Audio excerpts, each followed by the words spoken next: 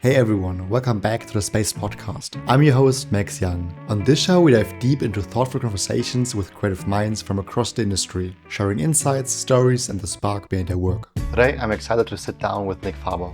Nick is a content creator who just completed 365 days of daily posting. Not long ago, Nick had nothing but a flip phone and no social media. Since then, he's built his presence from scratch. Over the past year, he has captured his journey across places like New Zealand, Indonesia, and China, all while shaping his creative voice. In today's episode, we unpack how Nick discovered his style, how he was able to post for a full year, and how travel became a catalyst for both personal and creative growth. Enjoy the chat. Hey man, thank you so much for joining the podcast. Hey Max. Could you briefly introduce yourself and tell me a bit about your background and what's going on in your life? Because you'll be posting content a lot, and I would like to know a bit more about that.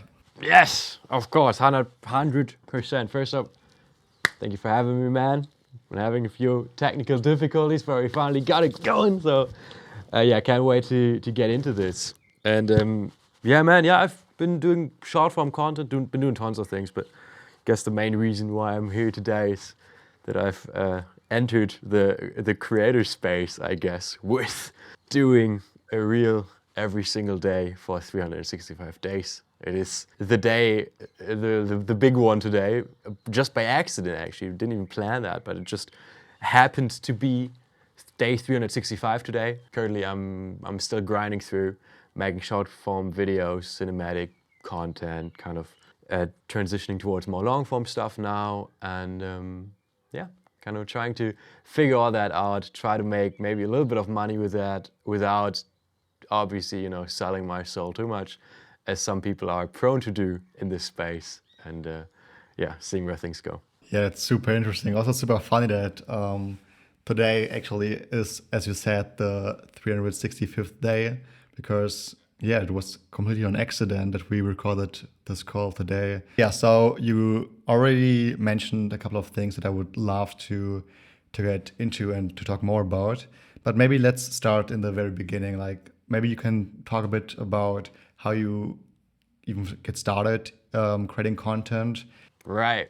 No, yeah, definitely. It's definitely not been a straight line in my case. So it isn't like I just started posting videos one day randomly. The beginning of it was actually a project. We said this earlier already in the previous take, so it's kind of weird to repeat it all over. But I think it's important to know that Max and I, we go way back, because Max and I, we know each other actually not through making videos firstly, but through a funny, weird little thing called cardistry, which is like card manipulation thing, which is a super niche subculture kind of thing. And another friend of ours, Mattis, and I are actually hosting a yearly event, kind of Europe's conference for this niche. And we started doing that in 2021. So Max and I got to meet in 2022, I think. And at that point, I didn't have any social media myself. I didn't have any WhatsApp even. I literally had the flip phone, but the sliding phone version for a while, the stereotype. Yeah, but I was really offline a lot and tried to keep it that way. But then my friend Mattis and I wanted to make this event happen. And since it's such a niche community that is really scattered across the globe, obviously we needed to reach people and get the word out. So we used social media for that.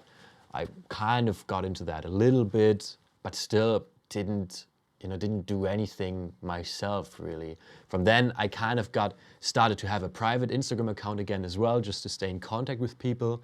And that kind of snowballed to the point where one day in 2023, I randomly just applied to a social media job. And I was basically telling them, I was like, I ran this account, it had like 1,000 followers at that point, and we make this event with it. And basically, we only marketed through that account. And so, I'm like super experienced now, kind of. That was a pitch. And I totally didn't expect it, but I immediately got that job. But yeah, that was just an in-house content creation position for a startup that sold potato chips. From that, I did that job for 6 months. And that was kind of the point where then I realized, all right, at that point, I had kind of done social media, for better or worse, for a few years, I guess. Like, like inadvertently in a way. And then, yeah, after leaving that job, that was the point where I decided to make my own and just try to make my own content. And that started off on an account that by the name of Nick Faber Travel. It's still online, actually, you can still find it. And there I posted German videos, and they were way different than what I do now. I still love to watch those back sometimes because it's just nice to see how much I've grown, but I'm still proud of them too. And it was mainly like van life kind of content and more vlog style, I guess. And yeah, did that for 90 days straight. I started off with wanting to do 15 days, like as a challenge. Didn't know if I was gonna get that. Did the 50 days, just kept going. Got to 90 days, and then I decided kind of randomly to switch to an English account. And so I've just ever since been going daily, ever since April 19th.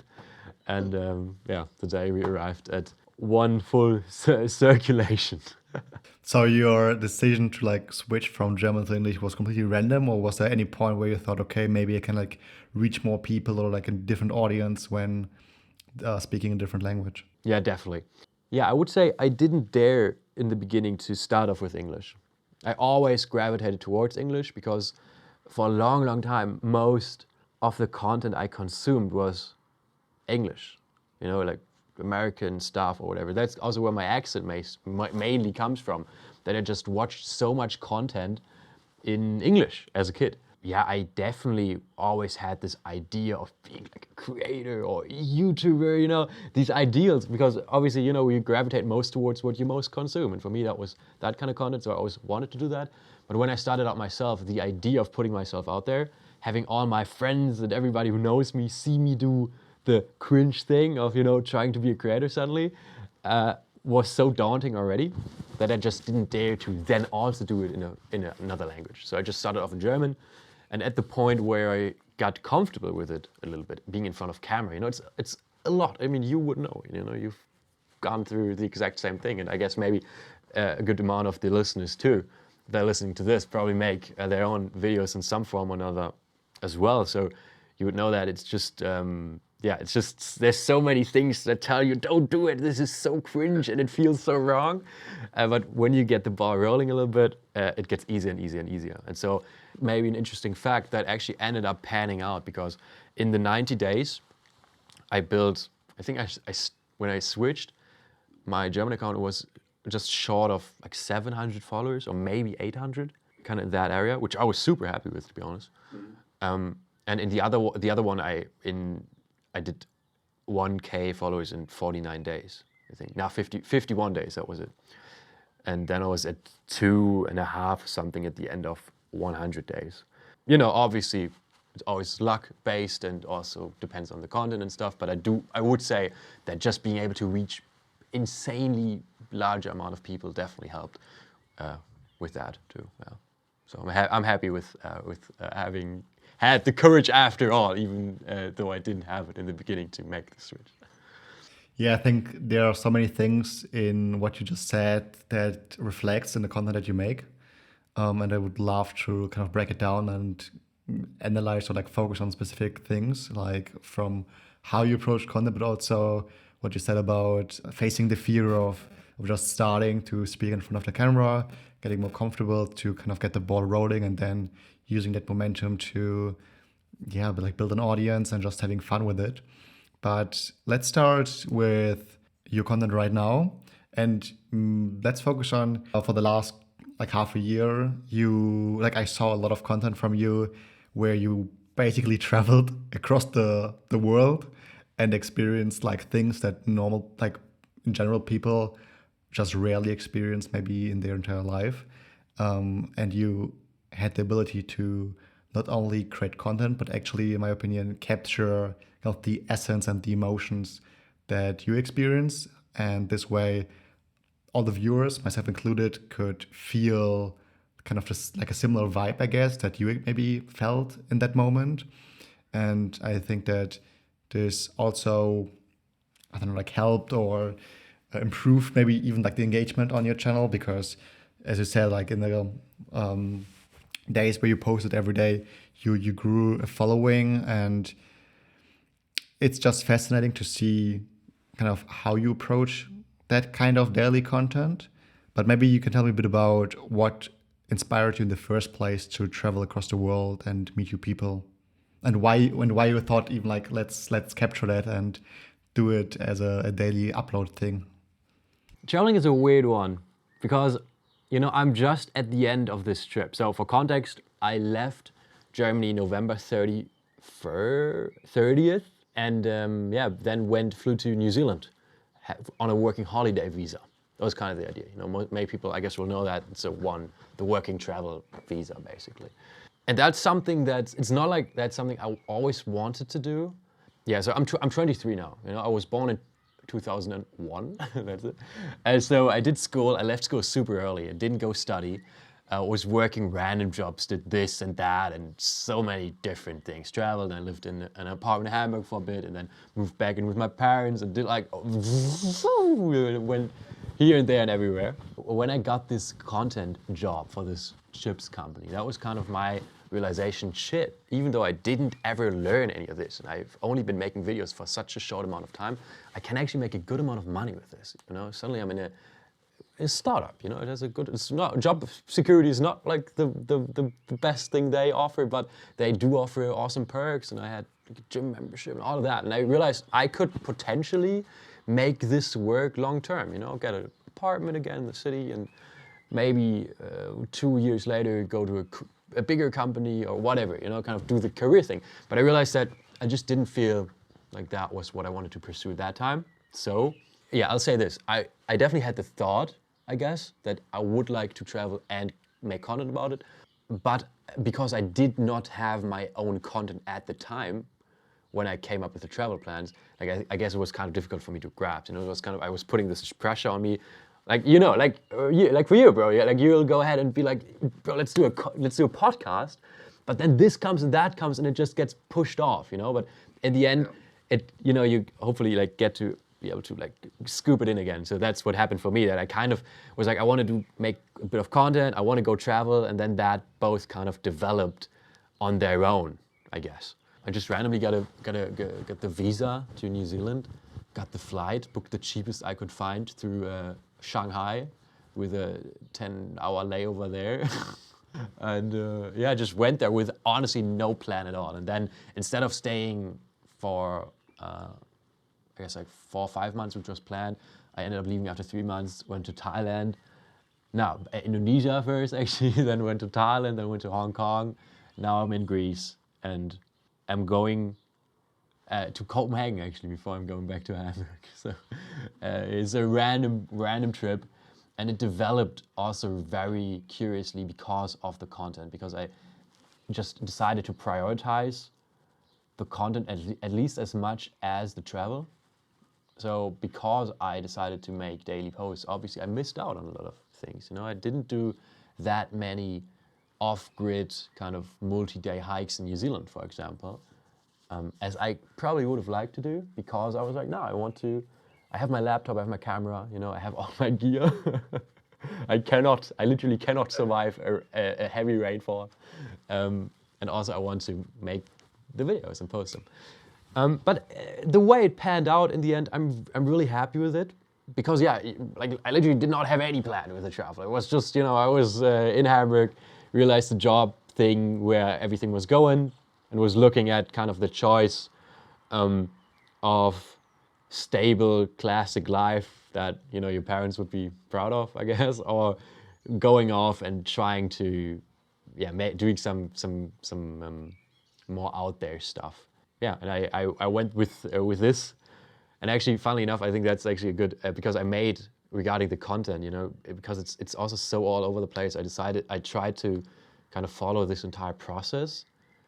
And kind of, I guess I really early on decided to just try and be transparent, try to not think, oh, I cannot share this or that, but literally try to document what's going on in my head. And so coincidentally, one of the most successful reels I've ever had is one where I talked about that exact kind of balance. Balance, yeah. And it was so fun because I had a little poll on Instagram. You can do the polls. And basically the claim was just, should I leave or should I stay? And I had leave and stay as options. And to this day, it's still, like, it's at 5,000 votes now, which is, It's crazy. It actually is quite a lot for this poll feature, because it's just so much, it triggered so much engagement, even though at the time I recorded that, it felt like it was such a unique situation and nobody could ever relate to this, my problems are so problematic, but when you put it out there, you realize, oh no, there's so many people who've been in similar situations, and they would be like, yo, leave, you should go, and and the others would be, nah bro, stay, you shouldn't go. And you realize there's so many people passionately arguing for one or the other thing, that in the end you still have to make your own choice. Nobody can take that choice off of your hands. But long story short, that was kind of the story of that, and kind of how I realized what kind of content I want to make, which is like try to, just be as authentic with it as I can, and see if the algo, does its job and pushes it out to people who actually care. Yeah, that's crazy to hear that you kind of went on that journey without having like a concrete plan in mind. Did you have any kind of like wishes or hopes to achieve content-wise, or even your own experience-wise, that you hope this kind of journey, maybe even of like self development, or like finding yourself had? You traveled to New Zealand first, and there you, like, what did you do? Like, how did you kind of, like, what was your day-to-day life? And I'm not sure, like, where's like the content placed in there, Dude, that's such a good point, though. I get that so much, where other also, people that are more like you, like professional, actual filmmakers, videographers, editors, whatever you want to call them, that some of my friends who are way more prolific in that, they'd be like, what the fuck are you doing? Like, wow, like, and everybody thinks I have like 10 videos stacked up at all times and just firing them out, which is not the case. For the most part, I was literally editing the day off. I would be shooting stuff, and it'll still be hot on the SD card, bro. I would be on a hike, film stuff, get back, and then edit straight away and upload like footage. Upload a finished reel using footage that is like 3 hours old at that point. It's the most random thing. But no, I totally get that. I also have that often, that I look at people, the way they travel or something. I'm like, like, what's actually, like, what are you doing? Like, how do you make that work? I knew that I would have to be back in Hamburg by May, because this event that me and my friend Mattis are hosting is in June. So that was kind of the big thing that I knew. I got to be back by May in Hamburg. And other than that, I was free to do whatever. So I considered staying the entire time in New Zealand.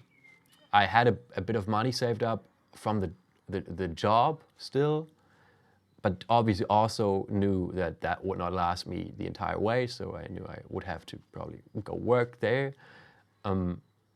So which is why I got the working holiday visa. And then I also consider, obviously, I will take all my gear. I'll take my tripod, I'll take my laptop, I'll take my camera, my second lens, in a carry-on, by the way. I didn't have any, I only traveled carry-on, bro, that's crazy. And so that was quite, I did go in there with the plan of, obviously, using it to progress through the content creation journey, and also maybe, get the opportunity to make a bit of money through that. So that's all the things that went through my head. It was probably one of the most chaotic times of my life also, before leaving on this trip, because in the summer of 2024, I was doing so good. Like, we're starting out with the videos. It was awesome summer, it was just perfect. I was feeling so good. And then towards the end of it, I kind of randomly met this girl, which was awesome. So we started dating a month before I was due to leave to New Zealand. And that was kind of, I wove that kind of into the content. So if people have seen that, they will probably know, And that was kind of the thing that I realized, you're kind of in this meeting stage and literally falling in love with another person, but also have a flight booked out. And so that was firstly, it was awesome because I was like, bro, everything's sick. You know, I'm having a great time in Hamburg. Gonna have a great time over there. But the closer that came, the more difficult obviously that was, where I was like, well, shit, like, what am I gonna do? And then I ended up pushing my flight back for a month, still making content and everything, like basically documenting that in the middle of everything happening. Ended up taking the flight, but actually super mixed feelings. Like I wasn't sure at all in myself because I didn't have a plan for New Zealand. It wasn't like, yeah, I'm gonna go there, do that, and that's why I leave, and that's it.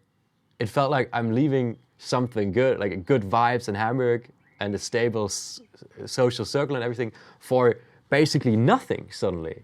You know, so Right. I think that's actually a lesson that I learned from that I always try to be no strings attached and so free and, you know, loose and be able to just do everything spontaneous. But sometimes that is a problem because I got on that flight, I just straight up felt lost. And then actually the night of me flying out of Hamburg to New Zealand, my grandmother passed away. And so that was like, it was such a, I literally like did not sleep. I was with the family the entire night, and then just like half dead, just arrived to the airport and got on there and I was like, what the fuck am I doing? You know, it felt, and that, so at that moment, that felt so wrong because it felt like I'm leaving so much behind. I would like to be with, you know, obviously that girl I met, but also be there for the grieving process with my family and everything. Bro, and so when I arrived to New Zealand, man, I was like, dude, I'm just gonna, now that I'm here, I'm just gonna try to make the most of it. And yeah, I had one friend I knew from Germany through content actually, Jesper on Film, shout out, sick guy. Just flew over to where he was at, got in his hostel, just hang out for a bit, went on a few little road trips, and made content about that. And then this random guy, Simon, a Belgian kid, slid into my DMs. It was like, yeah, bro, I just arrived, I have a van, do you want to move into my van? And I was like, sure, bro, let's move into your van, man. And yeah, then went on a road trip with him for a month. Ended up not working in the country because actually in New Zealand, wages are pretty bad, especially if you compare it to Australia, you know, working travel-wise. Most people have Australia in mind, and there are certain spots where you can actually make a pretty good salary, like in construction and stuff. Not so much in New Zealand though, like cost of living and wage doesn't really add up. So I decided at that point to kind of cut my time in New Zealand a bit short, but allow myself to just travel, you know, instead of being there for a longer time, but having to work half of it. That's kind of, was kind of my thought process. And so that is why I mainly did then the content and traveling around. Yeah, but also honestly a good part of that and also the work was just kind of trying to not think too much about everything going on at home. You know, so it was also kind of this escapist thing where I was just trying to, yeah, make the most of the moment and at least get ahead with the content stuff alongside to not have to worry about everything what's going to come after that and everything that was going on otherwise. And then, yeah, as soon as money kind of started running out, I was like, well, okay, we got to leave New Zealand because New Zealand is expensive. And so that's how I ended up kind of moving over to Southeast Asia and starting to slowly make my way back. Different sorts of adventures. Just to name a few, I was in a hostel for a month where I was working for accommodation. I just made their social media stuff, so I didn't have to pay rent in Queenstown. Then I went into this van with Simon, driving around the entire South Island of New Zealand for a month. After that, I ended up north in the Picton. From there, I hitchhiked 1,000 kilometers back down south, actually. Just hitchhike with people and try to spend as little as I could. And down in the south again, I moved into a co-living, which is like a longer-term accommodation for remote workers and stuff, where I again didn't pay rent in return for making videos for them. You know, so I kind of tied it all together a little bit, and I was making my own videos through the entirety of that. So, you know, one time I'd be in the van in the mountains. The next day I'd be in some random stranger's car in the back, hitchhiking, just trying to film and edit and whatever, whenever I could, and just try and make it work. There are so many emotions and so many experiences that you just told me, and so many opportunities that just came through creating content. And 100%. if you look back and imagine yourself like 3 years ago, 4 years ago, would you think that this could happen to you when you start creating content? Well, I guess that's a hope, you know? Like, people go into making videos for different kinds of reasons. Many people like to say, they just love making videos, bro. But, you know, you would not do, like, we all are influenced by outside factors, you know? If it were just for the love of making a video, it wouldn't be vertical dimensions 9 by 16 and only 30 to 45 seconds long, and you know, we all kind of succumb to trying to serve to the algorithm or whatever it is, you know, that we're chasing. So yeah, I guess a little bit I was hoping to meet cool people through it. And I think one of the problems nowadays with social media is that it's just so fucking addictive, and so people, honestly, also I think there is a tiny bit of accountability that we should give to the consumers, because everybody likes to be like, bro, these platforms are so fucking addictive.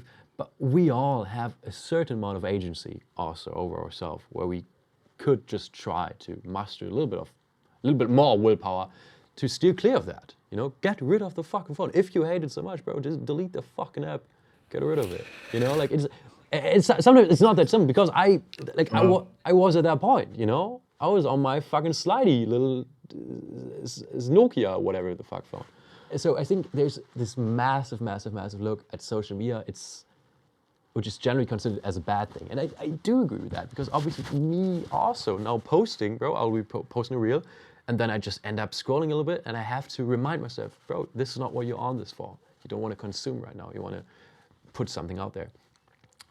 But what I learned through making content is that as soon as you start using these platforms the way they maybe were thought up with the thing in mind which people created them for, like to connect people, you know, because nowadays most people's experience is they are not connected. They just consume, and then they feel lonely and depressed afterwards. But if you use it to connect, you literally still can. Like, you can actually use these platforms to a really good, as a really good connector, bro. And Instagram, I think for that, on all accounts, in my opinion, YouTube is like the key, the fucking S-tier best social media platform, bro. I fucking love YouTube.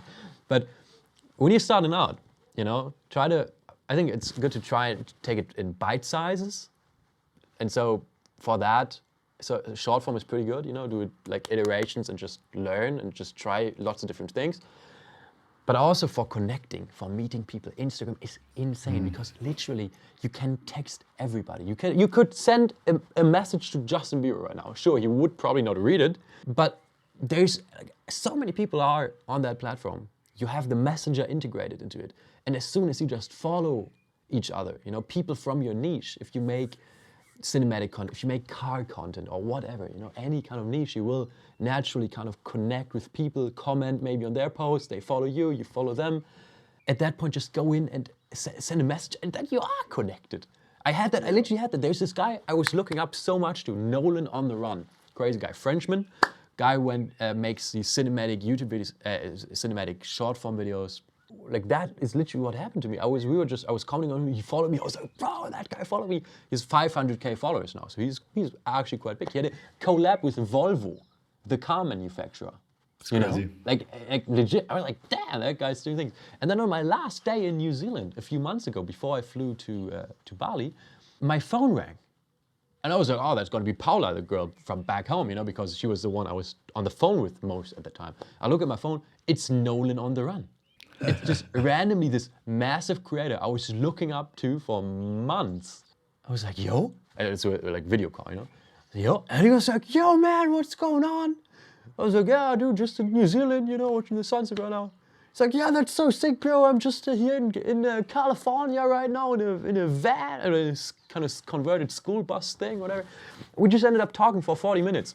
You know, I think that's one of the things where also as soon as people get successful, quote unquote, or they have the big numbers, you think, they probably got things going on the entire day. They are so busy. But it's just, we're all just, especially in social media, most people are literally just random guys, kids often, you know, just making stuff, and then suddenly someone pops off, and you know, and that just showed me that, yeah, you can literally, like, I could go ahead and just take a random person I see on Instagram and think their stuff is good, and I can literally call them, and they might pick up, you know, and Yeah. I think as soon as I realized that, I was like, fuck, like that's actually crazy powerful. That is a crazy powerful tool, which obviously also has its dangers, you know, and its little spiky spikes and things that can hurt you.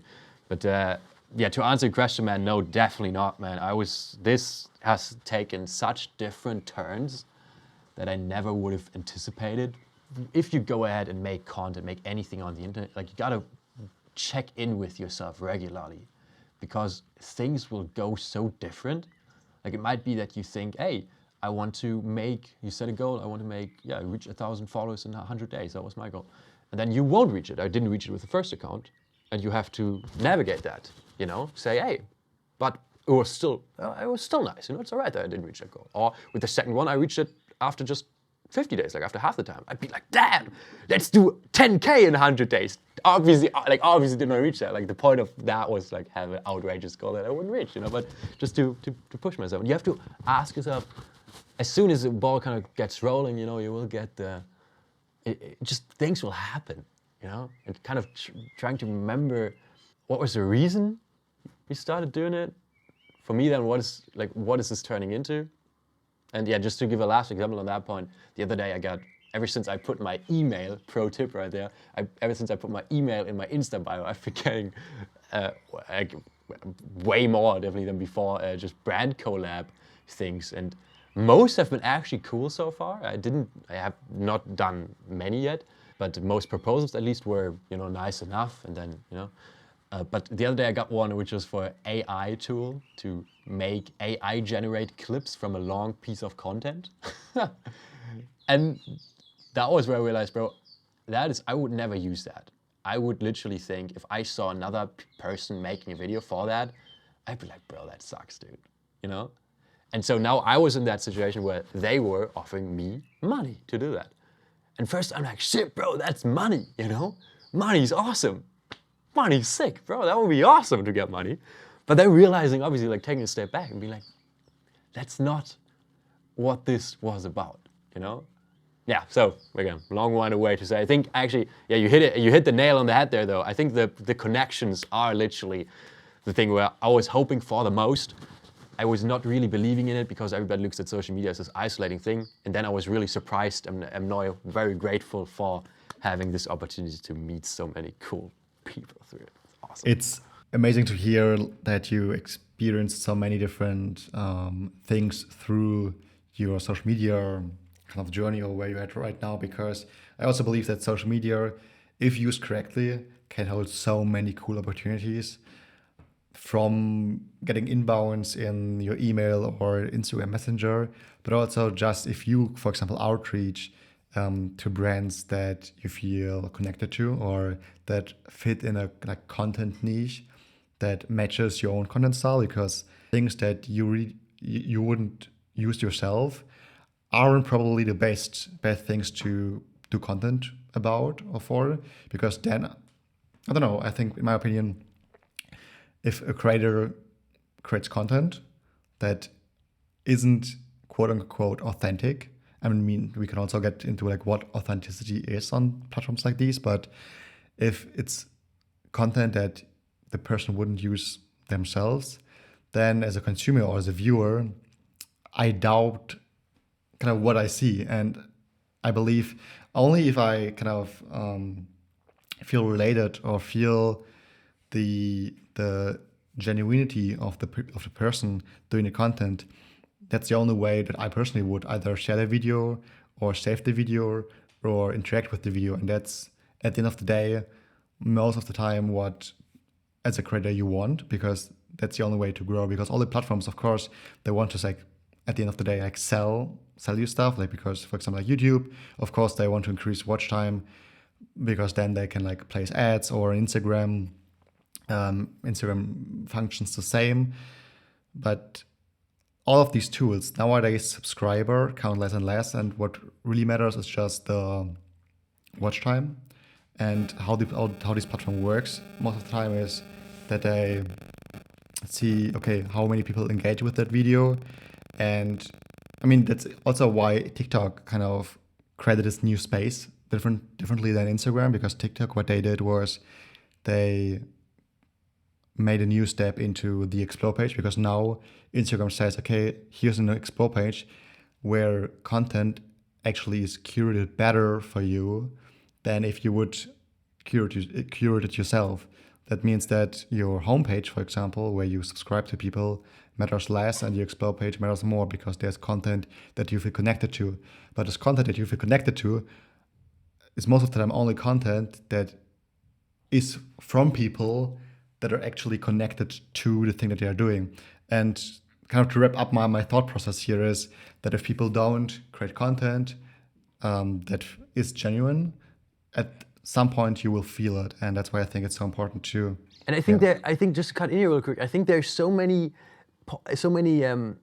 especially placements or UGC, bro. Dude, Yes. UGC, I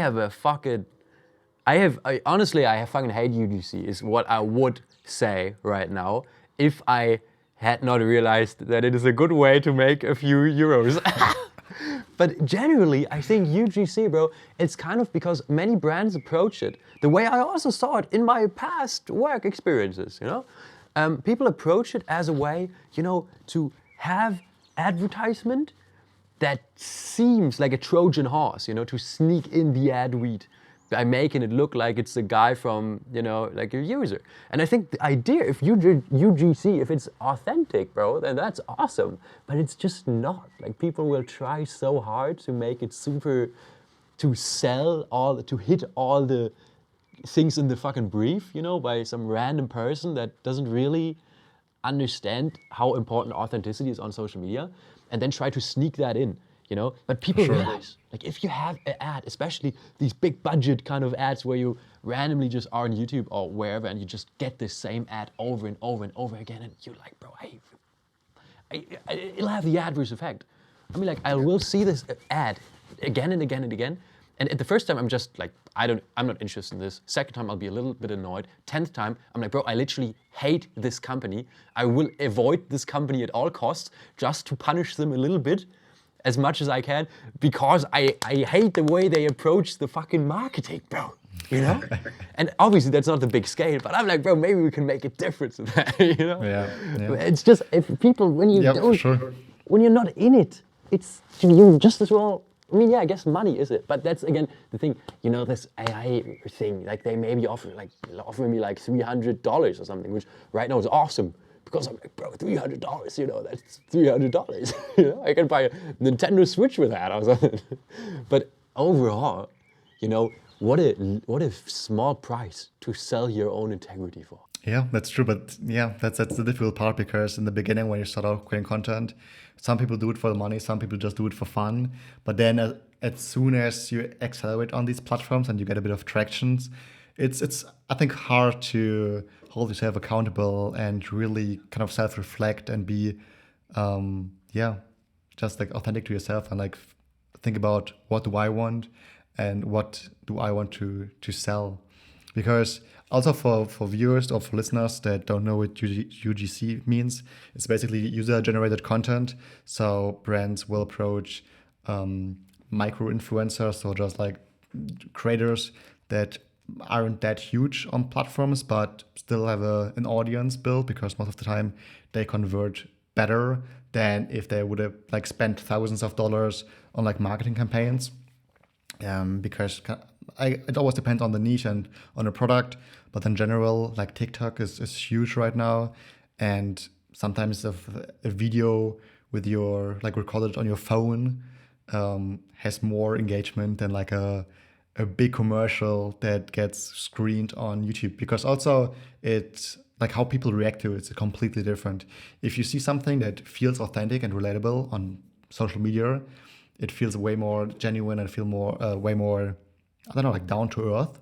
But if I get like a YouTube ad before a video I want to watch, I just get annoyed super quickly and just want to skip it. It's muscle memory at this point. Skipping it is muscle memory. Sometimes I literally will have that like 10% of the time, or maybe 1% of the time, like for every 100 ads. Sometimes there is one where I'm like, bro, that actually sounded interesting. And I try to, I'm like, bro, I wish there was a go back button. Give me the ad back. I skipped it. But I was like, dude, that was actually sick. But it's so rare. It's so rare. And it's, bro, I couldn't agree more, man. The ad thing is a wild place. Actually, let's get to the meat. I want to know way more about how you approach content.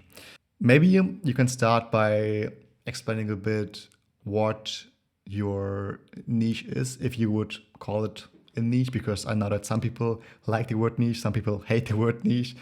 There are like a lot of different ways to approach creating content. And yeah, just want to hear like, what is your approach? Like, how did you get started? And how did it transform where you are at right now? And then let's also later on get more into like the technical aspects, how you are able to like film and edit and upload and find stories and all of that on a daily basis. But let's start just with kind of the concept and how you think of content, and then later on about the technical stuff and how you actually produce the content. Okay.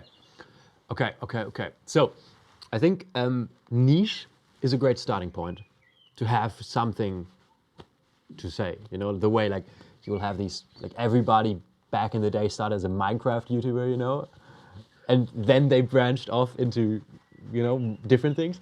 I think that is something, it's a good way to do it, you know.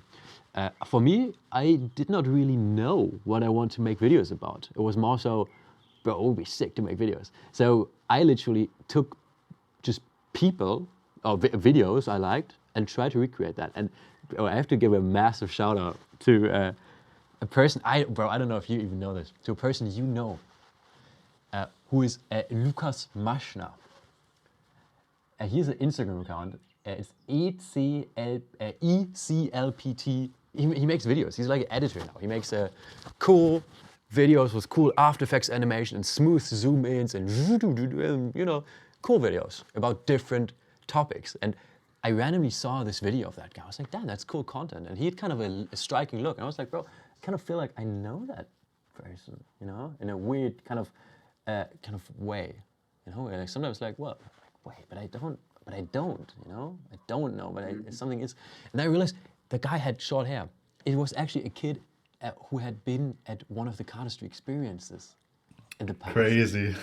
And I was like, wait, no way. And that was so impressive to me because he was at the point where he started making his own content. He was 17. You got to remember that during that time I saw that video, I was working for this chips company, but I had not yet dared to make my own stuff.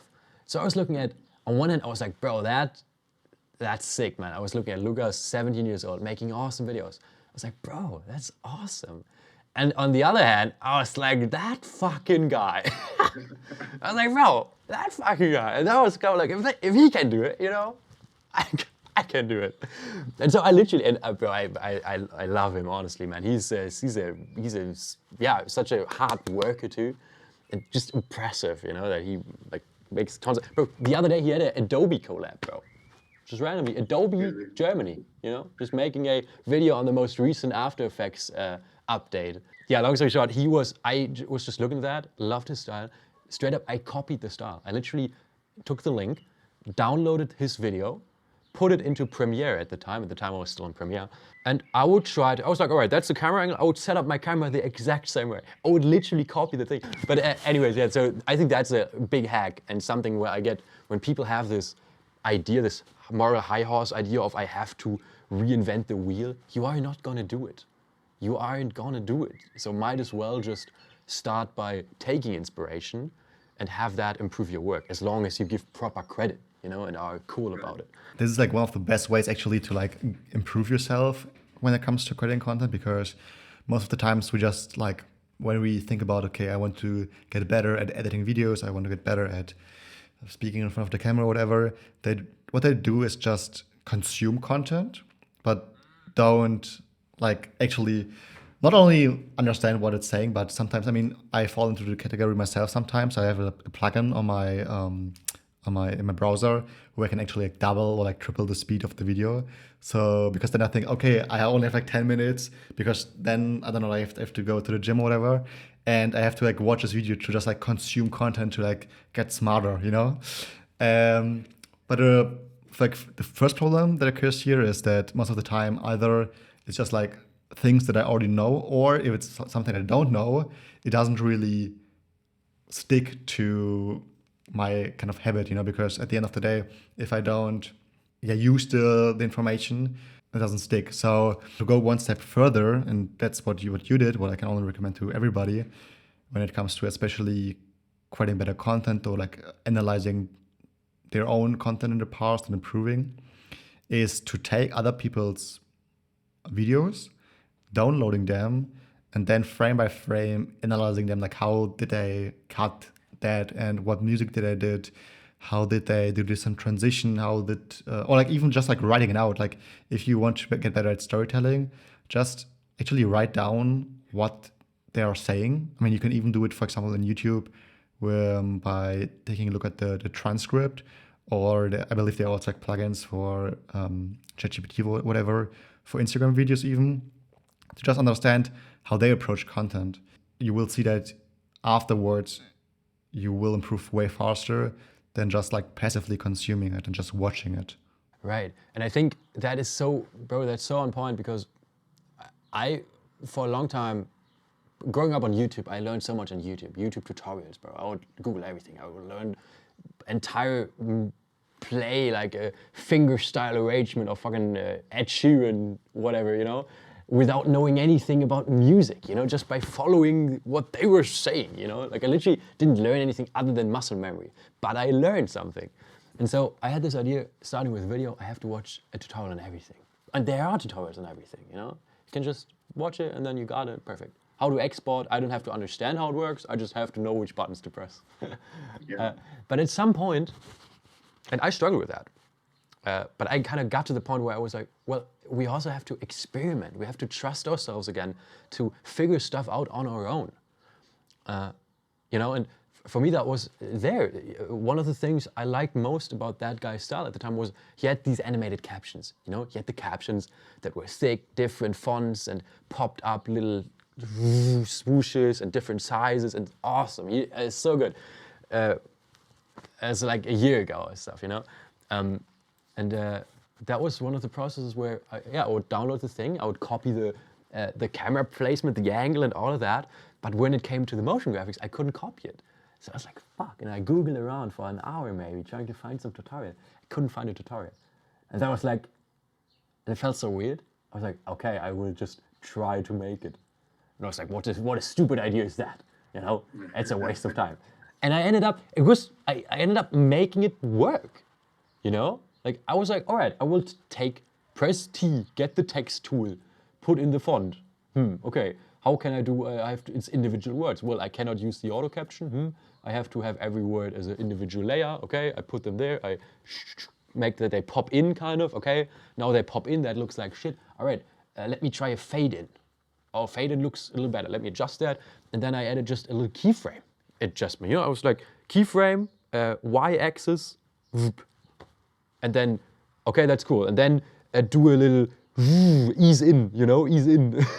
Right? But sometimes it's so simple, just, and then realizing that you can see something and you do not, I mean, what you were saying, watching the video on X3, like somebody fucking picking apart Interstellar frame by frame or whatever, you know, is great. But sometimes it's about doing the thing yourself. And I think on one hand, as you were saying, going yourself frame by frame and trying to figure some things out.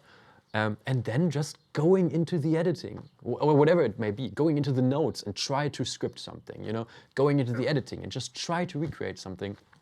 you probably get further than you think, honestly. To go even one step further is then to actually apply it with your own style. So like copying is the one thing, especially if you are in the beginning. It's the best way to like learn, because then you know what works, and if you kind of have a taste and you understand what you like and what you don't like, you can like pick specific creators and like learn what they do.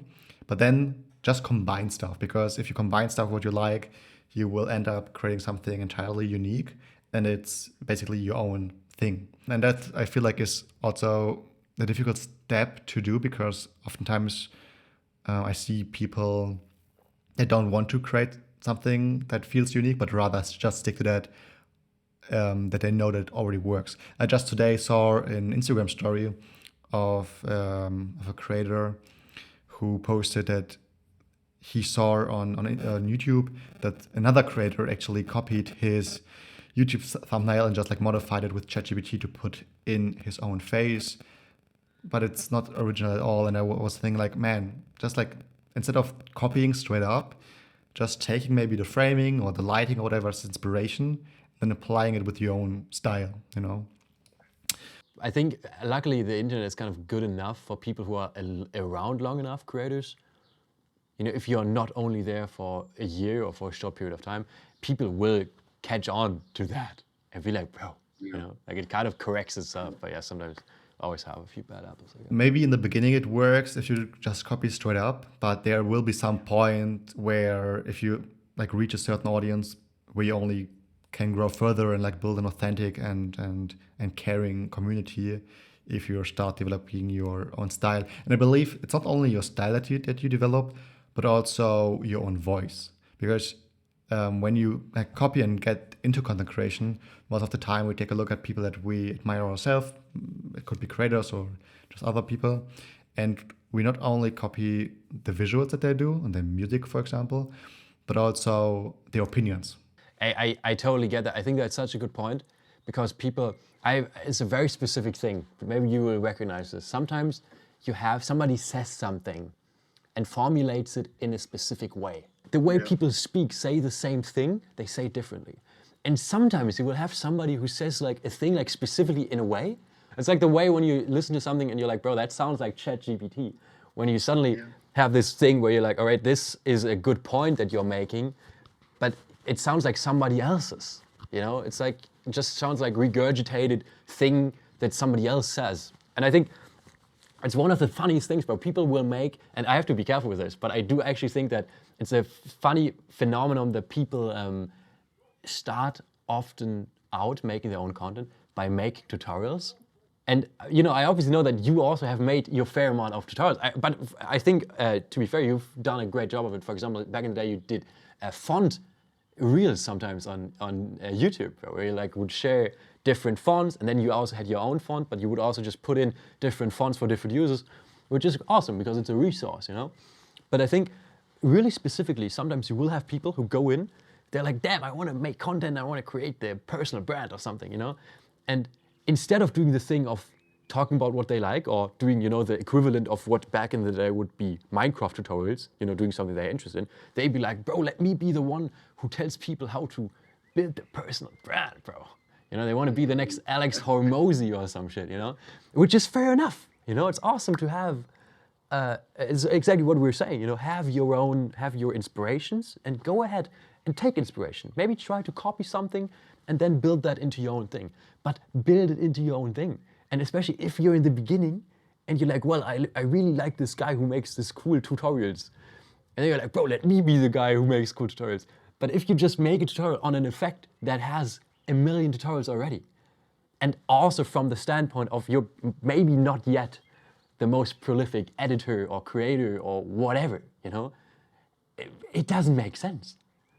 It's one of the funniest things to me sometimes when you just swipe through and you see somebody who like probably straight up underage, you know, is making videos. And I'm like, damn, that's awesome. Initially, that's awesome that people go out, put themselves out there. But then they will teach you how to, you know, maximize your business and about the clients and to book a call with them. And you go into the bar and they will like kind of have this coach idea, you know, be like, you know, I will. And then you go into the profile, they have fucking 500 followers. And you're like, bro, it does not work this way. Then you try to get this authority, but it's not backed up because you are not in a successful position yet. Whereas if that person would have made something, be like, yo, I'm in school right now and I fucking hate, make something authentic, Just talk about something that you have experienced. For me, talking from my experience, I'd be like, even though it seems random, I'd be like, dude, I have this flight booked and I have this girl I just met. What's happening, And try to talk about that, because then people will be able to, and just to finish that thought, if I were to hop onto some random person's account and I like the content that they make, and then I see they have few followers, I'm way more likely to follow them because I'm like we cheer on the underdog. Whenever I watch football, I have no idea football. I have no idea about football, but I will always be for the team that's less likely to win because it's just a better story. It's like we cheer on the underdog. So whenever I see somebody who has a few followers and make something cool, I'm like, bro, let's go. But then when they are in this position where they try to have this thing of trying to, go from above and have this, it's just a false kind of, just a bad mindset. And I don't know why people get trapped in that thing. It really feels like something you're trying to, push the chest out and be like, yeah, man, it's the bad part of social media, just trying to pretend being something that you are not. And I don't know why it doesn't work that more people are motivated to actually just be themselves, because it's just so much more rewarding. It's a great transition to my next question for you. But I believe that people do that and kind of borrow that authority because they don't feel yet, I wouldn't say like self-respect, but they don't feel maybe good enough in a sense yet to speak and have their own voice on social media, because they would ask themselves like, why should people care what I have to say? Maybe instead of sharing like my experiences and what I learned from the last couple of years, I would rather create content that's already out there because I know that people care about that and it's way less connected to me. So if people think, okay, I'm not an interesting person, that's why I'm picking that interesting thing to make content about, people will be interested in that.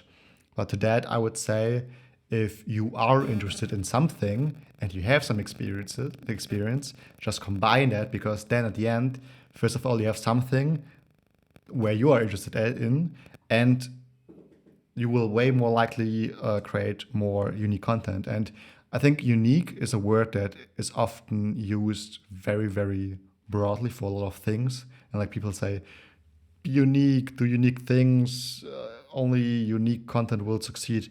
And I don't know, it's like hard to pinpoint what uniqueness is, because just being unique for the sake of being unique is just dumb.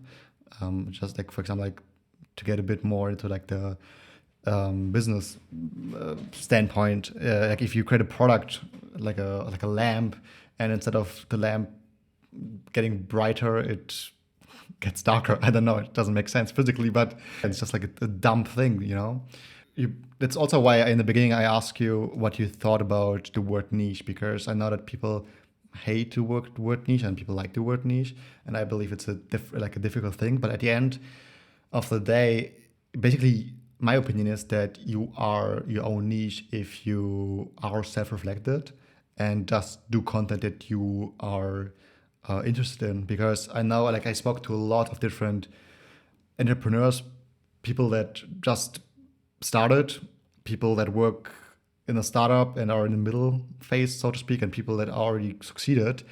And one of the two biggest points that they make for beginners is, first of all, make a lot of things and do like a quick, like things where if you fail, it doesn't hurt you too badly, but most of the times from failure comes the like biggest learning experience, and that shapes your experience, and your experience at the end of the day will make you more unique, because if you have more experiences, you have like more views on the world. If you just be yourself. You are unique because there is nobody else on the planet that is you.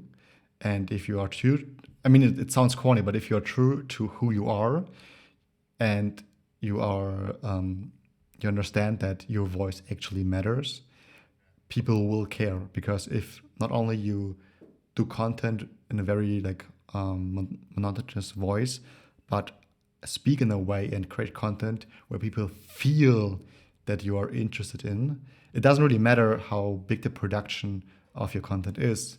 If you can like feel the emotions of being interested in that, people will see that and they will way more likely be more engaged to that. And to now the transition, what I just kind of foreshadowed. Actually, wait. Sorry. You asked me, actually, I think I like literally did not answer your question. You were like, should we really quick like go through like gear or something? Like you were like, or the process? You mean like the process of making videos? I can just like name this shit real quick. Good point that you mentioned that. Yeah. But my transition now from my thought process to the next question I wanted to ask was actually, I just like talked a lot about like finding your unique voice and like the difference between creating generic content and kind of creating content that fits your vibe, because then you become your own niche, is finding your voice. And I think that's a thing that people struggle with a lot. And I let's maybe focus on like two different things I wanted to ask you. First of all, like how do you find your own voice? Like what is your voice? And yeah. And the second part is, once you found your voice and maybe even like your niche and what you want to do content about, what's your, and you from your experience, what's the mindset shift to realize and also make it a habit and take action on then using your standpoint to make content of? Because a lot of listeners, I guess, will ask themselves, okay, why should my voice matter? Like, why should I create content from my experiences? So maybe you can like focus on those two questions. Dude, I think you literally said it, man. Finding your voice. People do not realize. You did not realize, most likely in the beginning. I definitely did not realize. But we all have a unique voice automatically. It's just there. It literally is. The problem is that we cover it up with education, socialization, in the way where it's like we have our friends and they think that's cool, so we wear the same thing and have the same haircut. We rocked fucking the long hair, man.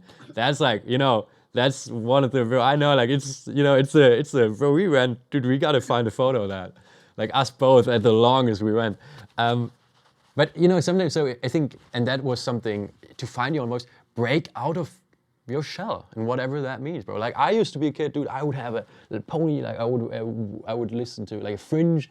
I would listen to Lil Peep and paint my fingernails, dude. Like I had that face, And then I would go in and go to a thrift shop and get it and see a sweater. I'm like, bro, that's like a pink sweater.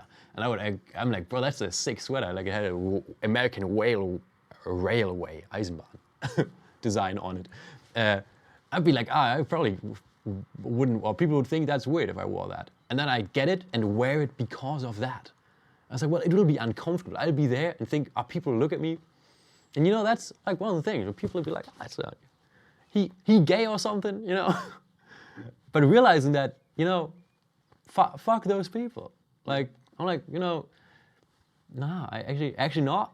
And also, what does it matter, And I think that's a good way of doing it.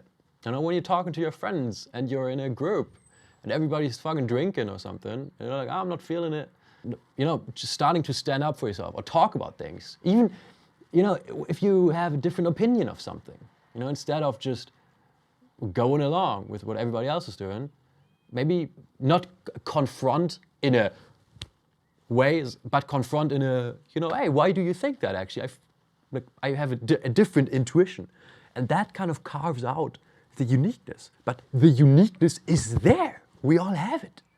We all have a unique voice. And I think One thing I got asked really often in the beginning through DM was, bro, how do you script? Which tool do you use? That would be, what do you mean, which tool do I use? I use a fucking Node app. You know, but what they were looking for is which ChatGPT AI model, you know, do I use to script 100 video ideas for viral content strategy with hooks, you know? I'd be like, bro, I've never done that. I literally will have a video where I start off, you know, also, obviously, right, like I do have these short cinematic videos, which you know, I guess like performance optimized. They tend to get a regular amount of views and stuff, and sometimes one pops off. But as soon as I make the content, which I mainly like to do, which is just me in front of a camera talking about something, bro, sometimes I'll have it vertical with the jump cut stuff and the whole script. Sometimes I'll just, one time, I have a good example. One time I was going to a cornfield. I was filming in a lot of times. I arrived to the cornfield. The cornfield is no more because it has been harvested. Which firstly showed me that I do not know a lot of things about biology, and secondly made me very sad because I was like, damn, I loved that cornfield and now it's gone. And so I had a video where I was like, the cornfield is gone, you know? I literally talked about that. I was like, I don't know, like, I was like, oh, maybe you've seen, like, I was in this cornfield for tons of videos I made, and now it's gone, and I'm, you know, and I was just explaining this like melancholic feeling that gave me. I was like, it's becoming, summer's over, you know, and now this cornfield's gone. And even though that's normal, natural, it kind of makes me feel, you know, I'm like, a little sad, you know, a little melancholic because of the cornfield. And, you know, there's no hook in that or anything, but that back in the day performed actually quite well. And so just, I think, and it's a process, you know. In the beginning, I would have a script for every single thing I'd say and perform it 10 times to get the perfect intonation, everything. And and also I guess, like, which shines through having kind of like hyperactive brain works too. Like I usually do not have a problem coming up with ideas, but I honestly think that we all have that in us. We all have ideas and unique perspectives in us. We just have to try to bring that out. For me, one of the best ways to do that is talk to a friend. Bro, like the other day we were just on the phone while I was driving through the countryside, you know, and we could have easily talked on, like right now actually kind of, we could have easily talked on for hours, you know? And that's one of the good things, you know, talk to somebody about what you have in your mind, you know? And that just brings it out. And don't overthink the viral hook. The first 3 seconds are the most important, you know? It's your content. You know, you're not talking to a client.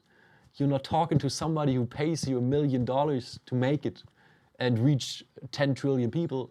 You're literally trying to make something that hopefully is, unique to you and shares something that some other person then relates to. And so trying to have a robot type that out for you, or trying to make it as much like someone else's stuff as you can, is just counterintuitive. And even though it's scary in the beginning, I think if people were just to, whatever comes to your mind, bro, I'll have a reel and be like, yeah, man, I'm kind of literally had a reel, bro, where it was like, you know, usually I'm pretty sad most of the time. And lately I've not been that sad, and that's pretty cool. And then I'll be like, yeah, I like went out and talked to tons of people and had a great summer, and that's awesome. And then that's the end of that's the video, bro. Like, it'll be the most random things, but at least it's like somewhat, like, according to the people watching it, it's somewhat authentic, you know. People aren't like, oh, is that fucking weird guy? But they're like, oh, that's Nick. That's just how he is, you know. And then they ever like it or not, you know. But I don't have to like fucking worry about which 30 hashtags I'm gonna put in the caption, because that's not what's gonna make the cut, you know. Yeah, I think that also like streamlines the process. I mean, I know that streamlines sounds like, again, way too kind of technical for that, but I think, yeah, just like if you make it a habit of like just posting, it doesn't have to be daily, but if you just post, it can be spontaneous, it can not be spontaneous, but as long as you just post what you like, I think you will have an easier time to get in the flow of just creating stuff that you actually enjoy and are proud of looking back to. Whatever is interesting. whatever is interesting. That's the way to have fun with it also, you know? I don't know, like imagine going on a trip with strangers, or imagine hitchhiking, you know, that's also sometimes I will have an idea where I think, bro, that sounds cool, hitchhiking, that could be a cool video, and then through that I have the confidence to actually go hitchhiking. Otherwise I never would have done it, bro. I was like, no, that sounds dangerous, you know? And now I've done it because I thought, man, it's a cool idea, and it kind of helps you to approach these different things, you know? By now, making a video is actually a cool thing for me. I feel like due to these videos, I try more new things and have more interesting stuff, you know? It actually enables it. It's not like you have to squeeze out your ideas. It's something Rick Rubin also says in Creative Act, which we are reading for the book club right now. He has this point where he's like, ideas aren't a finite resource. There's no use to holding on to any one idea too long if you're not going to make anything out of it. Just make something out of it, and then something else will come up eventually. And so that's literally it. Like I will, I'll have the deadline of having to make a daily reel. I will look into my notes. Sometimes I will find something where I'm like, bro, that's so cool. I'm so excited to work on it. Oftentimes, I will find nothing in it. I'll be like, fuck, I gotta make a reel today. That sucks, you know? And I'll be like, shit, what can I, oh, fucking hell, here we go again, you know? But now after these like 365 days, did you kind of build a routine or a habit of having like a similar time in the day where ideas come up, or a similar kind of style how you write down ideas? Or like, do you just do it kind of spontaneously or wait for it? Because like, do you know that you will get ideas in the day and you wait for that? Or do you sometimes actively sit down and think of ideas? I don't really do that a lot. I try to capture them when they come up in just every day. If not, then I will just be at the desk, realize I want to make something, and then just come up with something then. Literally force myself to it, which sounds toxic and unhealthy, but it works. Sometimes it's not the best. Sometimes I look at it and be like, it's not the best thing I ever made. But sometimes because of that, because it's such a different way of doing it than you usually do, something super unpredictable comes out of it. And I would love to tell you, honestly, that I have an awesome routine by now.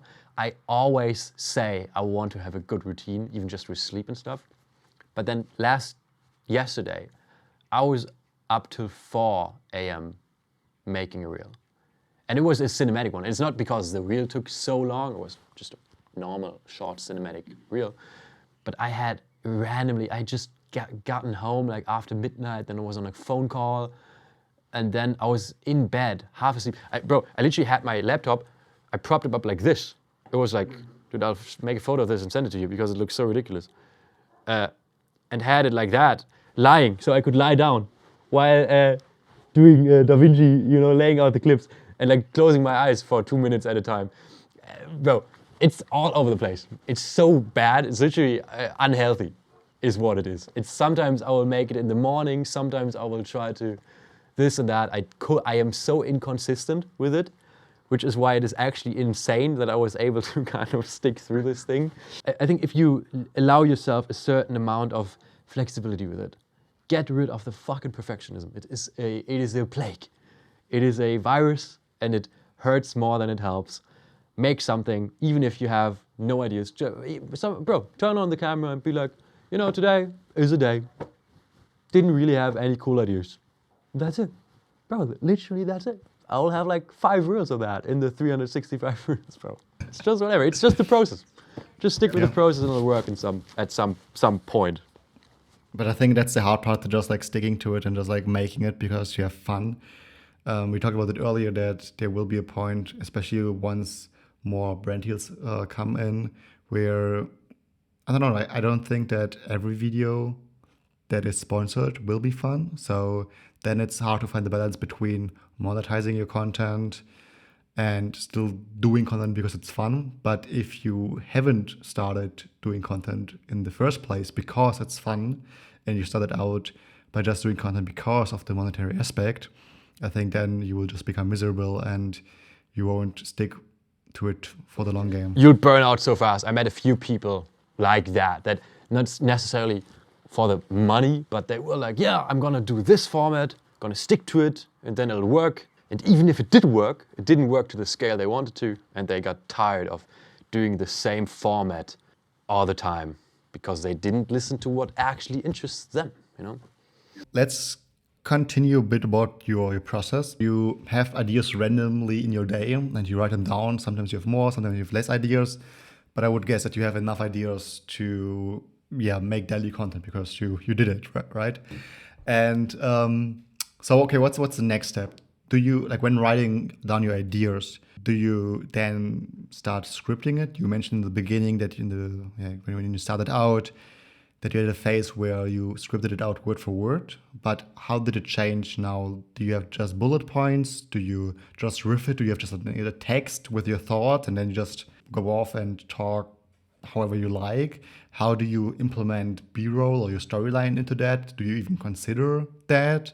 Like, what's your process then to continue shooting and executing on that idea? I don't format any of my note taking. I just type straight away. And mostly it's word for word. I seldomly even have a tagline just because I don't work on it so long. You know, it's most of what I write, I will use it that day or the next few days. So I don't give any context. I just write some ideas. I'll look at also the Notion thing you sent me before. I'm like, bro, that looks cool. Like here's some bullet points and the big text and the small text. I do not know how to do that, you know? I will take so long time to make a headline and then this and that.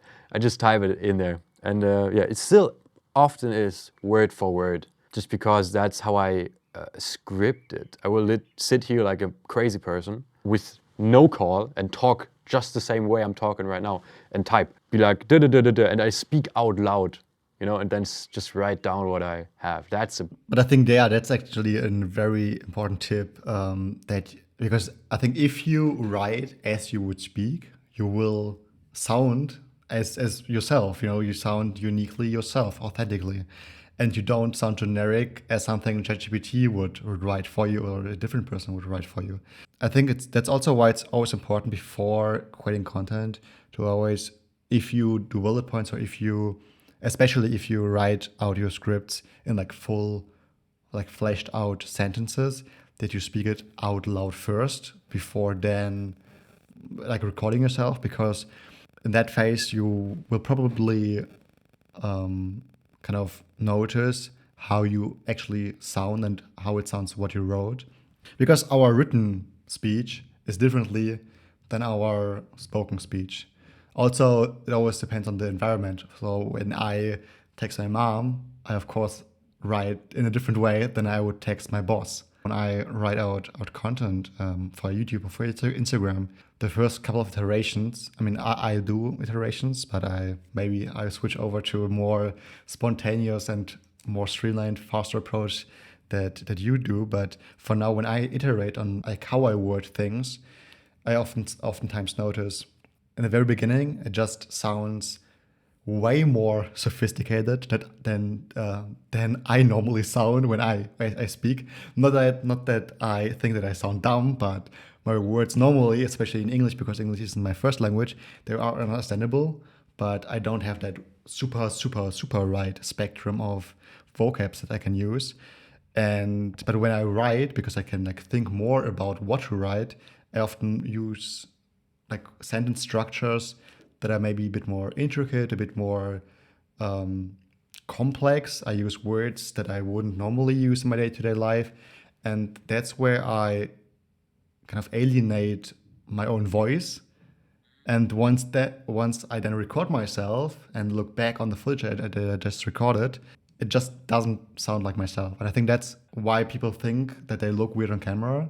I mean, camera confidence, like presence is a different topic, but also the words that you say will matter. And I think that's why it's important to always read out what you've written. With the script writing, bro, it's so interesting because on one hand, it's this authenticity thing. You want to be as most authentic as you usually speak. Also, as a kid, you know, sometimes you will have people who are socially anxious or something. I count myself among those. You know, I don't have easy time going up to strangers and just talking to them. How do I then navigate going hitchhiking, you know? Is that inauthentic? Or is that making a step towards becoming the person I would like to be? And for example, with the content, people oftentimes will, mostly in the beginning, funny enough, would text me and be like, yo, how do you get ideas? I'd be like, dude, I just literally just have them. It's not really like, it's just, oh, bro, I'd be like, dude, fucking the stars, you know, think about that. Yeah, the camera presence thing or the talking thing, you seem so authentic on camera. And I will tell people, firstly, well, thank you. And secondly, I'm literally not though. I am literally not. Every single word has been written into a note file, and I've recorded many, many takes of this. And when I stumble through it, I will try to cover that up, like put some B-roll over it or something, you know? And I'm literally creating a character. And that's dangerous right there. You know, because the outside is reinforcing that and giving you positive feedback. But I try to remind myself, no matter how often people will tell me, yeah, man, that's so authentic. I remind myself and I'm like, no, it is not. Which does not mean that it's bad or anything, but it's not authentic. It's not me the way I am. It's me the way I would like to be perceived, bro. And that is a big, big, big, big one. Especially if you already have an audience, because then you make it seem like that this perfect you is that what other people should strive towards if they look up to you. Mistakes make us ourselves. There's nothing in this world that is perfect. First of all, perfect is boring. And secondly, not being perfect, so being different, is being unique. And we said that being unique, not for the sake of it, but being unique because it's just what happens naturally, is a good thing. First of all, you set an example for other people to be more themselves. And also, you will have a way more easier time and also a way more fun time creating content, because then you don't always have to create 10 takes of same sentence that you just said a bit off to what you liked, or if the shot isn't perfect but it's good enough, just put it in, because most of the time good enough is better than abandoning or making a project or like extending a project to a point where it just drags on so much that it isn't fun anymore. Or it doesn't get finished at all. That's the worst part, if it doesn't get finished at all. So what I'm trying to do and like implement some habits that help me is, for example, when I say stuff on camera and I scripted it out, I only give myself at max 3 takes. And then I just use like the best one, you know, like, because otherwise, I don't know, it doesn't really matter. I like that. I might try that. You should. It's really good. So that's one thing that I do. The other thing is, as I said, like scripting, just like make sure that it sounds like your own voice. So say it out loud. But also, if mistakes happen, like on camera, for example, if, I don't know, like weird stuff, like if a listener is like a video editor or creates content themselves, they probably happen to them and they know what I'm talking about, because what I'm saying is, if, for example, you could record a video and then your eye twitches, or I don't know, your head, you have to scratch your head, or you're very thirsty and you have to like drink water because your throat sounds weird. I mean, yeah, you can cut it, but don't make it a habit of trying to remove all imperfections, but because that is a very dangerous point. I don't know, when I edit content, I just try to maybe even add a bit of mistakes in it, because then it looks more authentic, it looks more relatable, and I think relatability is a big point to kind of building an audience or like connecting to people in general. Those are good ones, bro. I will try the do 3 takes max, kind of having a limit on that. Because I realized I will sometimes get into this thing where I get like negative mindset while recording. I'll do like, say like of my sentence I want to say, the first 3 words, I'll say them 20 times in like 30 seconds, you know? I will watch it back. I'm like, bro, I look like a crazy person. I'm like, hey guys, I'm on loop. Chill out. And then in the end, it's so weird that I'll just take the first one, because I'm like, the first one was the loosest, you know? Yeah, done is always better than perfect. Yeah, really. You know? Also, one thing I realized doing book club, people, when you realize that we all chase the fucking 1 million subs or whatever the fuck, you know? And we are happy when we got 100 new followers or something. It's a number, but the people are not numbers, is what I found.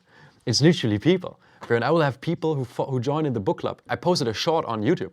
My shorts perform so bad, atrocious, on YouTube. They never perform well. That one performed well though, where I talked about book club one, got 6K views, 100 comments, bro. And people joined into the book club, first book club meeting. I would have somebody join in who was like, yeah, I saw this reel on YouTube Shorts 20 minutes ago. I just got in this call.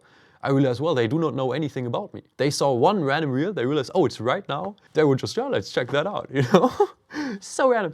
And that was this random French girl. She has been to every meeting ever since. Sometimes I will be like that person. And now she's in there and she looks at the stuff and she comments on it. And in book club meetings, she would be, oh, Nick, that video was so cool, and da-da-da, and give me feedback. And I realized that's a perspective I never would have taken. You know, I look at it from a very technical viewpoint. The way people interact with your stuff is the most random, because people are different. You put it out into the internet and everybody can see it.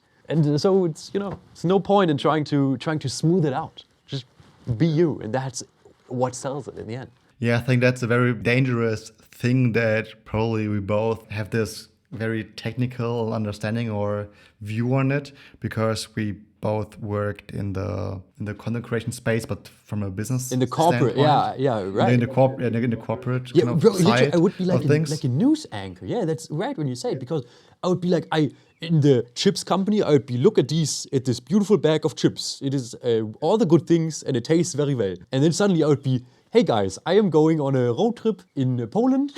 It took so long to realize I can be just me.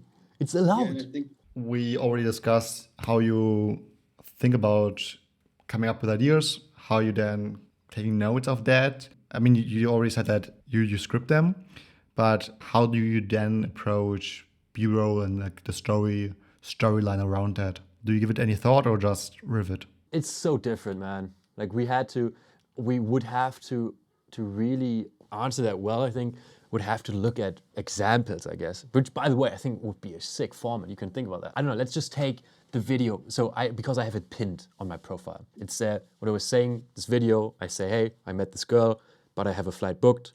What should I do? It has like 100K something views or whatever, and it's pinned on my profile. So whenever this comes out, maybe it's still there. So I have to have a reference. And I filmed it vertically, talking head, have a clear script, did different angles, you know, I put the cam in the fridge thing, you know. So that was one of the more elaborate ones. I will literally have ones that are unscripted and uncut, just straight up color grade and upload it to the internet, you know.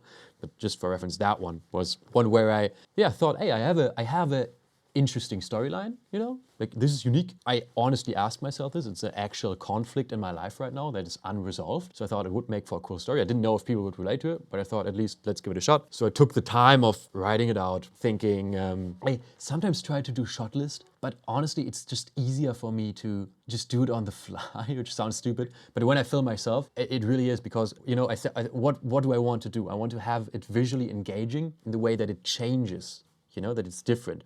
So it's not important that it's the best ever shot or composition. It's just important that it's a little different. So I would just have the tripod and I'd be like, all right, I have it on, did a mirror shot in the beginning. I would film into the mirror that I see myself talking to the camera. Then I would have it in the fridge. Then I would put it on the table that it films from above. Then I would put it below, that it films, you know, like just variety, and randomly iterate on that. Record it, you know, oftentimes literally after recording it, I'll be like, bro, I think most takes are bad. And then I'll go into it, heartbroken, into the edit. And then I'm like, all right, not all is lost. We can make this work. I will, when I go edit, I use DaVinci by now. I was on Premiere before. I will take all my footage, drop it into the timeline, and just work through it chronologically. I will just push everything like to the right, you know, drag and drop the clips I used to the left, cut them out, piece it together, rough draft, put all the talking segments together. Then I'll go through,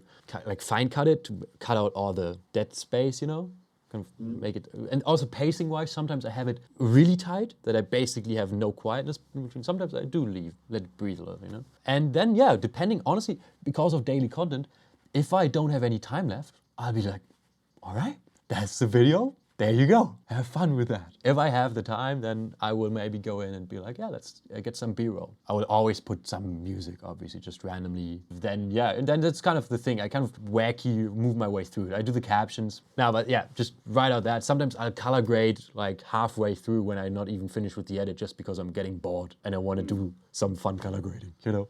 And then I'll do the captions, and then I go, I jump around so randomly. The bare minimum when we're talking about talking video, have a shot of me talking about the thing. And sometimes it'll be just that.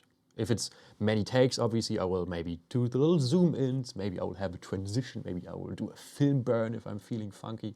How long does it roughly take you from start to finish? I don't actually really want to know. But the good thing for me, it's fun, dude. I will sit there for, some days I will sit there for fucking 5 hours, bro. I'll obsess over it. And sometimes I will then think, bro, let me do this little effect or something, and I will look up some tutorial. And mid-video, sometimes late at night when I want to go to bed and I'm like, fuck, I'm way too late again, I'll still look at something and try to get that into that and spend another hour on it unnecessarily. But because it's fun, you know, I think that's so important.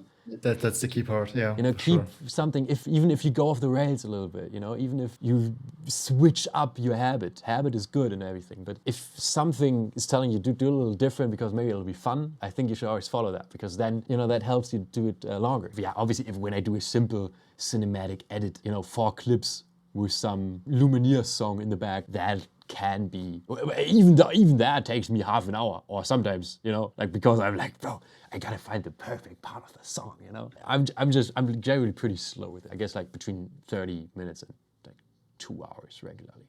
What I think is interesting about short form is that it gives you the opportunity to make us a series. I think I like series. I haven't done that in a little while, but yeah, this typical thing, day one of doing this or that. You know, I think that's a cool thing. It lends itself well to kind of experiment, because if you were to make the video of, I don't know, like one of the old, I feel like trying this famous person's daily routine or whatever, you know? Yeah. You'd be like, I will live like Leonardo da Vinci for a week. But if you want to make a YouTube video out of that, and you'd be like, dude, you have to record for a whole week before you even get to then putting it in the timeline. And for my process, I'd be like, dude, I have to do so much planning. I don't even know what to shoot. That's such a mammoth project. Whereas if I were to do day one of doing Leonardo da Vinci's daily routine, I look up whoever says that they know his routine, bro. I don't know if I would believe them, but you know, you just follow that, you film that, and then you edit it in the evening and you upload it. You know, serious. Also, what I think is what's really strong here is the approach of recording your process, because that's differently. Not only, I mean, yeah, if you currently what you said was, or what you compared was filming like a whole YouTube video where you have a time frame of like a week before you can then even like start editing and uploading it. The other one's like an ongoing series, what you can like do day by day. But also the key part here is that the approach for both pieces of content is entirely different. One thing is more like a documentary where you like document yourself first before publishing it. And the other one, the day-to-day series, would be something where you let the audience be a part of the series, so they can kind of see how you change and what you do instead of watching it after you've already done it. I think that's a really, really strong part. And the only sensible reason to use short form, if you use short form but you're gonna upload your video that you worked on for so long, that's, you know, but if you do something where you're like, well, let me, for the next 3 days, I will do this. And then at day 2, you can maybe already incorporate some comment. Somebody will be like, oh, that's cool. Like, you know, you can kind of like interact with it. You can have it breathe and, you know, have them put a poll in your story or something. Many people, as I've found, who make short form content, they want to, literally everybody I've talked to, they'd be like, yeah, man, I actually want to do YouTube videos at one point, you know? And some they don't get to it. But they then start making more elaborate videos on short form that then perform worse and worse and worse because it's not native to that platform. You know, like, again, native or not native, bro. Like, that's the thing. When somebody be like, bro, edit your videos in TikTok editor and then the algorithm will prefer it. I'm like, dude, don't over-engineer it, you know, just do your thing. Yeah.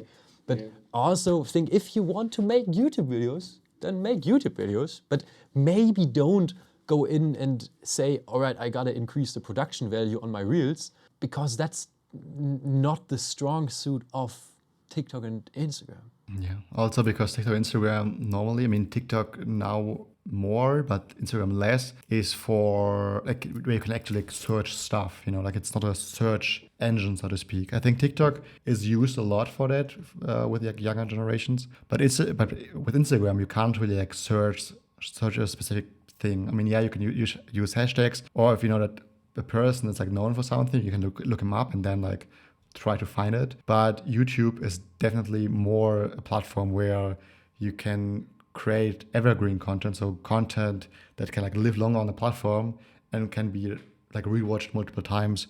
Whereas maybe in this case, more specifically, Instagram is more like a process platform where you can like share process, more behind the scenes stuff, especially with stories. I believe that's the strong suit of both platforms. What you just pointed out is like more native to them, but at the end, just like do whatever makes you happy and is fun. I think that should be the goal for everything. 100%. Cool. Yeah, I think we could been talking here for hours and hours and hours. Let's maybe wrap this up slowly, and I would love to have you on another episode where we can like talk more about other things. In person, bro. When I'm back in person would be great. Dude, when yes, I make it down yes, to let's the do that. Ruhrpott. We should do that. Yeah, maybe to kind of wrap it up. Are there any things that you're working on right now, or any things that you want to like to talk about? Well, YouTube. I think that's gonna be, that's the big thing. It's 8:30 where I'm at right now. I will, after this, edit the final reel and also put my vegetables in the oven so I can eat afterwards as well, and then probably go to bed way too late, and then tomorrow I'll wake up like a reborn man and be like, bro, I do not have to make an Instagram reel today, and I will praise the Lord and be like, bro, it's fall in love all over again, and then hopefully get to work on more YouTube. That's for all the consistency I've had with making, just forcing myself to make the reels. I just cannot do that with long form, bro.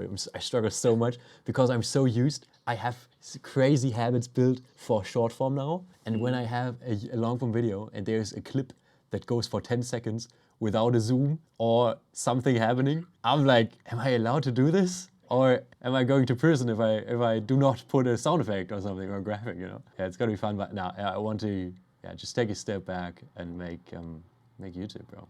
Yeah, it's cool. Yeah, then thank you so much for taking your time to be on this podcast. It was a lovely chat with you. Where can people find you and get in contact with you? Nick Faber Films on everywhere, basically. Mainly Instagram, I guess. And also just slide in the requests. I am really bad at answering people. I got like 40 messages in there, and they expire after 4 weeks. So sometimes people think I do not get back, but I literally lose the request sometimes. But still text me, and sometimes I'll reply, and I'm very happy to talk to people.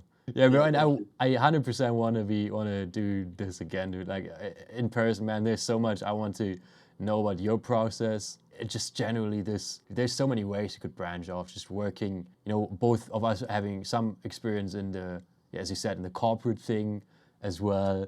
That compared to doing your own thing, the monetization stuff of it. There's so many angles. So I'm super excited for that, and also of course super excited for the entire podcast, the other episodes, and even just the release of it, because obviously we're recording this right now. It's unreleased. It's still a secret. The world does not yet know. I tried, like, for context for listeners, I recorded the very first episode of the podcast series more than a year ago. It's crazy. It's also dumb, and I would not advise people to do that. But that's the thing about, like, a bad habit of perfectionism, which we talked about, is not good. But my thought process was to publish or create 5 episodes before I start publishing it, because then I have like a bit of buffer, or like a bit of like time frame where I can work on more episodes. But then later on I realized that it wasn't possible with my other things that I'm doing. But yeah, so currently this episode, as we're recording, is not yet released. Also, not the other episodes have been released. But hopefully the next, let's say, like next month, all 5 episodes at least will be out there for people to watch and listen to. Dude, I'm so excited for it, bro. Honestly, thank you for having me. Can't wait to be back and to see where you take this thing. For sure, yeah. Thank you.